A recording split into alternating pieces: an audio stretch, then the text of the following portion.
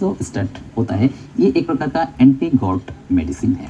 गठिया में क्या होता है कि जो आपके बॉडी के जो भी जोड़ है तो जोड़ों में सूजन आ जाता है जिसकी वजह से बहुत दर्द होता है। और ये जो गठिया का जो दर्द है वैसे तो कहीं भी हो सकता है, लेकिन यूरिक एसिड का मात्रा बढ़ जाने से जब जोड़ों के चारों तरफ यूरिक एसिड क्रिस्टल के रूप में इकट्ठा होने लगता है तो सूजन आ जाती है।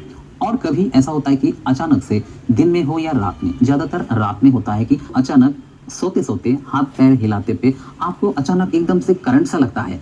ऐसा लगता है कि जो आपका पैर है या एड़ी है आपके वहां पर एकदम से गर्म हो गया, आग से लग गई और बहुत एकदम दर्द सा होने लगता है। दर्द एकदम से असहनीय दर्द होता है। तो ये किसका कारण होता है? ये जो ये होता है गॉट होता है, और गॉट का कारण है यूरिक एसिड। यूरिक एसिड का मात्रा बढ़ जाने से ये सब परेशानी होती है। उसके लिए आपको क्या करना चाहिए? एलोप्यूरिनॉल ग्रुप का जो मेडिसिन है जो कि यूरिक एसिड को कंट्रोल करने के लिए इस्तेमाल किया जाता है उसका इस्तेमाल करना चाहिए। उससे ये सही हो जाता है। लेकिन जब कभी एलोप्यूरिनॉल का इस्तेमाल करने से आपको कोई दिक्कत हो रही है या और जो भी दवाई दे रहे हैं उसके साथ में एलोपेरिनॉल देने से आपको दिक्कत हो सकती है या किसी भी प्रकार का इंटरेक्ट हो रहा है तो उस समय आपको एलोपेरिनॉल नहीं देना चाहिए। तो उस समय आपको फेविक्सोस्टैट देना चाहिए। फेविक्सोस्टैट का इस्तेमाल शुरू में नहीं करना चाहिए। या तो आपको एलोपेरिनॉल फायदा नहीं कर रहा है या किसी भी वजह से आप उसको पेशेंट को नहीं दे पा रहे हैं तो उस समय इसका इस्तेमाल करना चाहिए। यानी कि जो यूरिक एसिड है उसकी मात्रा को कंट्रोल करने के लिए आपको एलोपेरिनॉल का इस्तेमाल करना चाहिए। लेकिन जब आप एलोपेरिनॉल किसी भी कारण से नहीं दे पा रहे हैं तो उस समय आपको फेविक्सोस्टैट देना चाहिए। अगर इसकी डोज की बात की जाए तो इसका एक टैबलेट एक दिन में देना चाहिए।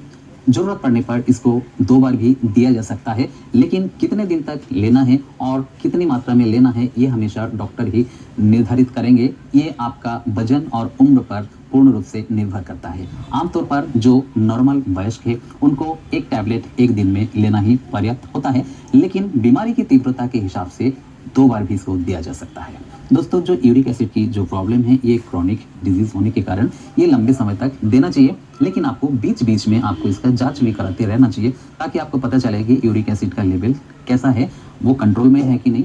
अगर यूरिक एसिड की मात्रा कंट्रोल में है तो आप दवा को रोक सकते हैं या फिर रुक रुक करके ले सकते हैं। तो बीच बीच में जांच कराना बहुत ही आवश्यक है। और अगर इसकी साइड इफेक्ट की बात करें तो और दवाइयों में जैसा कि होता है कि उल्टी, उबकाई, गैस, अपच, रैशेस आदि ये सब हो सकता है। कई बार मुंह सूखता है, चक्कर आदि आ सकता है, तो ये परेशानी हो सकती है। वैसे इससे कोई बड़ा साइड इफेक्ट नहीं होता है, लेकिन बिना डॉक्टर की सलाह से इसको कभी भी नहीं लेना चाहिए। जो प्रेग्नेंट लेडीज है और जो ब्रेस्ट फीडिंग मदर्स है उन लोगों को इसको या तो नहीं लेना चाहिए या फिर बिना डॉक्टर की सलाह से नहीं लेना चाहिए। जो लीवर, किडनी या हार्ट से संबंधित पेशेंट है उनको भी इसको बिना डॉक्टर की सलाह से नहीं लेना चाहिए। जो भी विशेषज्ञ डॉक्टर है उनकी सलाह से ही इस टैबलेट का इस्तेमाल करना चाहिए। और प्रोडक्ट है जो कि बहुत ही विश्वसनीय है और बहुत ही अच्छा है।